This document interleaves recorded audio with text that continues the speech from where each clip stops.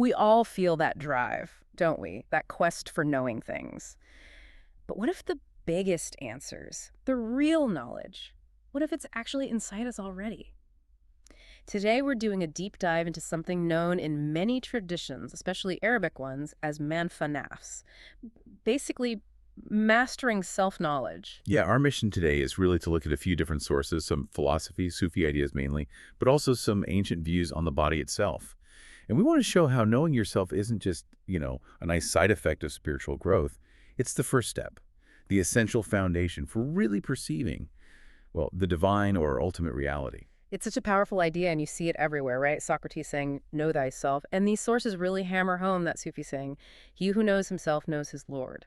It's like saying your own consciousness is the master key to understanding the cosmos. Exactly. And if you don't get how that key works at your work, you can't unlock anything else. The whole universe kind of in miniature is right there inside your physical self and your subtle self, too. Okay, right. Let's get into this journey then. As someone starting out on this path, this Manfa Nafs, what's the absolute first hurdle, the first big realization they need to have? The core breakthrough is really separating yourself from the physical stuff, realizing I am not my body. I mean, the body is, it's tangible, right? You can measure it. It has limits. It's just the vehicle, the container, the real you, the essence. That's the soul, sometimes called the ruh or the nafs. It's subtle. You can't touch it. It's where consciousness comes from. That sounds simple enough to say, but actually feeling it, experiencing it, that seems harder, especially when we live in a world that values, what we can see and touch. Why focus energy on something intangible when the physical seems so, well, real? Because the body's value is really in how it lets you experience things, how it lets you move spiritually. So true self-knowledge, it needs like a three-pronged approach. First, you need to understand the physical machine, but second, you explore the subtle qualities, the sifat, things like your senses, your life force, your emotions, the stuff that makes the vehicle run. And then thirdly, the metaphysical bits, especially focusing on the spiritual heart. And that's not the organ pumping blood. Right. No, not the muscle. It's the seat of insight, where you connect to the divine. It's where the ruh, the soul, really operates from. Okay, so it's like treating the body as this incredibly complex piece of tech. You have to understand its components, its software, and its connection to the network before you can really use it properly. So if the body is this kind of spiritual vehicle, what's it actually made of, according to these traditions? And how does that makeup link it back to the spiritual source? Well, the sources break down the physical body into 5 basic elements, the Panchatattva. And these aren't just like abstract concepts. They're seen as explaining our nature, our health. Okay, what are they? Right, so first, earth. Mati, that gives you structure, bones, skin, flesh, so it grounds you. Then water, jala, that's about flow, fluids, blood, sweat, semen, stability too. Then air, vayu, that governs movement. And really importantly, the breath. Fourth is fire, agni. Think of metabolism, energy, body heat. If that's out of whack, like too much fire, maybe get fevers or you're quick to anger. Too little, you feel sluggish, cold. And the fifth one, this is crucial, light, nur, sometimes called akash. This one's the bridge. It's the subtle spark, the divine energy that connects all the physical bits back to the soul itself. Ah, so that light element is what keeps it from being just a material explanation. But it goes deeper, doesn't it? I remember reading about inner mansions or layers, makam. How do they fit in? Are they like stages? Exactly, stages or realms, you could say. These makams show how the body is connected to different levels of existence, sort of moving from the dense physical world up towards pure divinity. You start in Nasut, that's the physical world, the everyday earthly realm. Life here is mostly about physical needs, what your senses tell you. But as you practice, you start to enter Malakut, that's often called the angelic realm. Here the physical senses become less dominant. Subtle perception gets sharper, you pay more attention to thoughts, dreams, underlying meanings. Then comes Jabarut, the realm of spiritual authority, you could say. This is where the ego starts to dissolve a bit. You perceive more unity, you align your own will with the divine will. And finally, you have Lahut, which is divine essence, and Hahut, ultimate reality. These are really stages of merging back, where the sense of being separate fades away. Wow. The key point is that even your basic physical existence, the Nasut, is fundamentally linked all the way up to Hahut. The body isn't just a cage, it's more like a multi-level complex designed to help you get back home, spiritually speaking.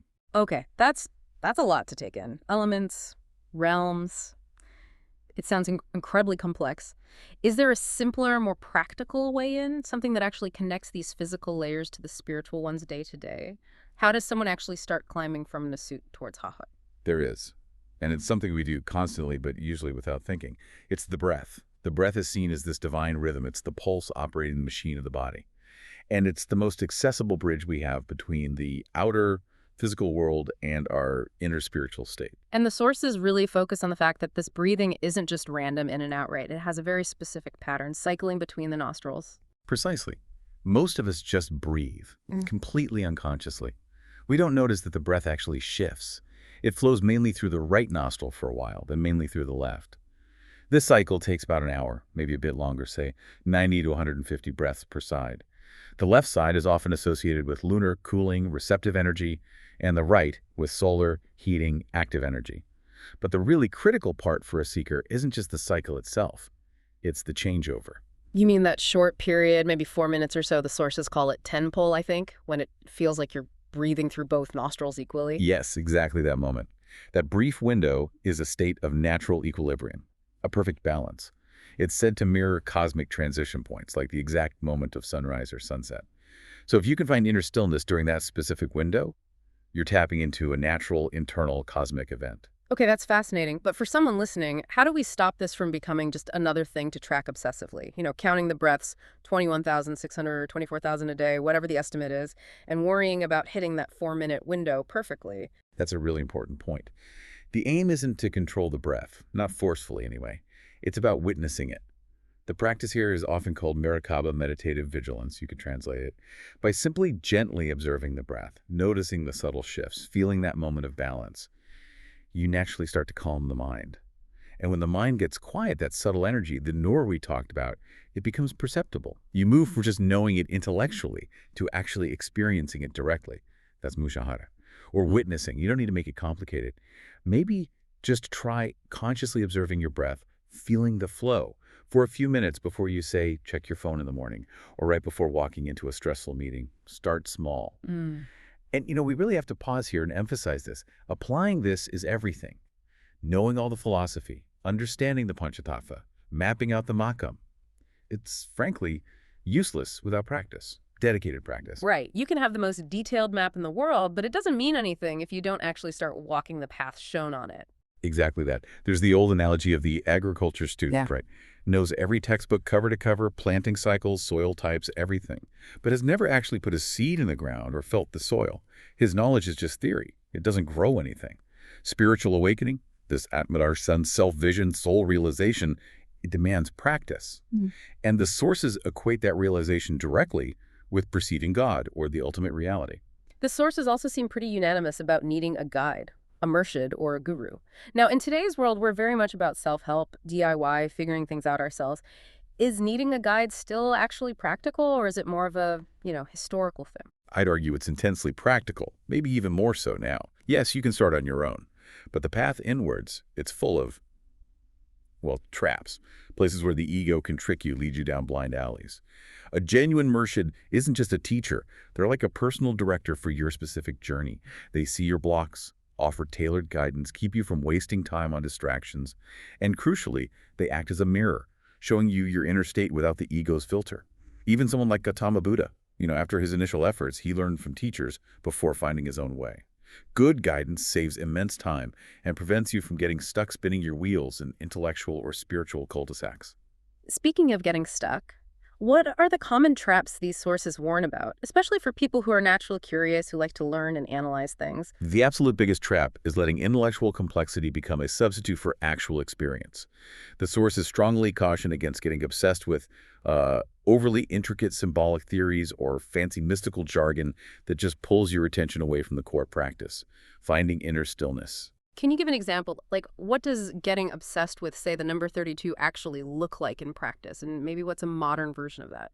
Sure. Historically, you might find people fixating on the hidden meaning of numbers mentioned in texts like 32. In some contexts, it might simply refer to the number of teeth, a physical marker, but people would build elaborate theories around it. Or you see these complex metaphors like the four quayubs, which one source basically explains as just your four large fingers, and the 16 guards being the other 16 digits, fingers and toes. People try to decode the riddle instead of just looking at their own hands, meditating on their own being. Ah, I see. So the modern version could be like what sometimes gets called spiritual materialism, spending ages researching different gurus, comparing complex meditation systems online, reading stacks of books, always looking for that perfect, intricate theory, instead of just committing to, say, 15 minutes of simple breath awareness every day. Absolutely. That's a perfect modern parallel. The focus has got to stay on cultivating that direct inner quiet and self-awareness. The path itself is often remarkably simple.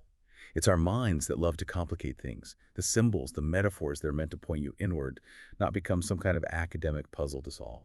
So, wrapping this up, what does this deep dive into Manfa Nafs, into self-knowledge, really mean for you listening right now? We've seen it's about understanding this whole architecture, body, soul, consciousness, and the path forward needs patience, definitely practice over just reading about it, and a real commitment to finding that inner quiet, letting truths come up on their own. And the ultimate point, the real implication of all this knowledge is about transcendence. Our sources often describe the everyday world we live in as a kind of realm of illusion, or Maya. One text vividly calls it a dream within a dream. They really emphasize that our normal daily existence, as we perceive it, is temporary, fleeting. Ultimately, not the full picture, not entirely real in a sense. Okay, so here's the final thought then. If your current experience of life is in some fundamental way like a dream, transient, maybe even illusory, what one dedicated spiritual practice could you focus on starting this week? Something simple, maybe, to begin piercing through that illusion and moving towards connecting with that deeper source, that ultimate reality. Maybe start with that rhythm you carry everywhere, your breath. Find that 4-minute window, or just a few minutes, perhaps around sunrise or sunset, or just before you start your day's main activity, that time when the breath feels balanced. Dedicate just those few minutes to absolute stillness. Just witness the breath. Recognize that simple rhythm as the divine pulse beating right there, inside the vessel of your body. It's a starting point. A really powerful invitation there to shift focus from the maybe illusory to the truly essential. Thank you for joining us on the deep dive. We hope this exploration has shed some light on that crucial first step for understanding anything bigger, truly knowing yourself.